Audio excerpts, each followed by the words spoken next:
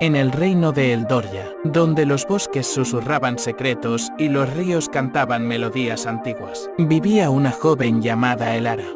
Con su cabello tan oscuro como la medianoche, y sus ojos brillantes como estrellas fugaces, Elara poseía un don único: podía comunicarse con los animales. Un día, mientras paseaba por el bosque encantado, Elara se encontró con un pequeño zorro atrapado en una trampa. Con cuidado, liberó al animal. Elara se embarcó en una peligrosa búsqueda para encontrar la piedra lunar, enfrentándose a criaturas mágicas y superando pruebas desafiantes. Con la ayuda de sus amigos animales, logró llegar a la cima de la montaña de cristal, donde la reliquia yacía resplandeciente. Al